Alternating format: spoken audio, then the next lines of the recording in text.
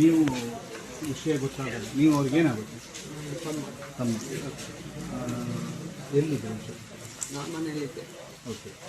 ಅವ್ರು ಯಾರಿಗಾದ್ರು ಕಾಲಲ್ಲಿ ಇದ್ರಂತ? ಕಾಲಲ್ಲಿ ಇದ್ದವ್ರು ಬಂದು 4 ವರ್ಷ ಆಯಿತು. ಅಲ್ಲ ಈ ಘಟನೆ ಆಗುವಾಗ ಅವರ ಭಾವನೆಗೆ ಯಾರಿಗಾದ್ರು ಕಾಲ್ ಮಾಡಿ? ಅವ್ರಿಗೆ ಕಾಲ್ ಮಾಡಿದಂತೆ ನನಗೆ ವಿಷಯ ಗೊತ್ತಿಲ್ಲ. ನಾನು ಅವರ ಅಣ್ಣ ಕಾಲ್ ಮಾಡಿ ಹೇಳಿದ್ರು ನನಗೆ ಈ ಥರ ಆಗಿದೆ ಎಲ್ಲ ವಿಷಯ, ಈ ಥರದಂತ ಇಲ್ಲ, ಅವರಿಗೆ ಹೊಡೆದಿದ್ದಾರೆ ಅಂತ ಆ ಥರ ಎಲ್ಲ ಹೇಳಿದ್ರು ಅಷ್ಟೇ. ಆಗ ನಾನು ಭಾವನಿಗೆ ಕಾಲ್ ಮಾಡಿದ್ದೆ. ಆಗ ಭಾವ ಹೇಳಿದ್ರು ನಾವು ಹೋಗ್ತಿದ್ವಿ, ಬನ್ನಿ ನಾನು ಬರ್ತೀನಿ ಅರ್ಧದವರೆಗೆ ಅಂತ. ಅವ್ರು ನಾನು ಇಲ್ಲಿಗೆ ತಗೊಂಡು ನನಗೆ ಇಲ್ಲಿ ಎಲ್ಲ ವಿಷಯ ಗೊತ್ತಾಗೋದು.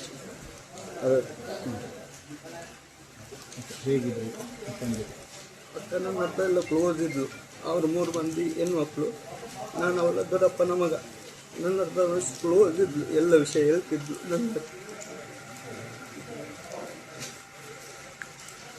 ಚೇತನ್ ಇಂಥ ತೊಂದರೆಗಳು ಏನಾದರೂ ಮಾಡ್ತಾ ಇದ್ದಂತ ಏನಾದರೂ ಹೇಳಿದ? ಇಲ್ಲ, ಲವ್ ಮಾಡ್ತಿದ್ದದ್ದು ಹೇಳ್ತಿದ್ಲು. ಅದು 4 ವರ್ಷ ಆಯಿತು ಕಟ್ಟಾಗಿ. ಈ ಥರ ಕಿರಿಕಿ ಕೊಡ್ತಿದ್ದ ಆ ಥರ ಅಂತ ಹೇಳಲಿಲ್ಲ ಇನ್ನುವರೆಗೆ, ನನಗೆ ಹೇಳಿಲ್ಲ. ಹಾಂ ಹೌದೌದು, ಅವನೇ. ಅವನು ಫ್ಯಾಮಿಲಿ ಸಮೇತ.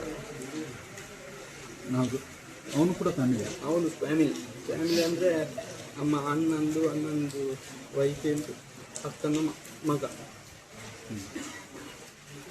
ಈ ರೀತಿ ಆಗುತ್ತೆ ಅಂತ ಯಾರು ಅಂದ್ಕೊಂಡಿರಲಿಲ್ಲ. ಇದಿಲ್ಲ. ಸರಿ, ಏನು ನಿಮ್ಮದು? ನಿಖಿಲ್.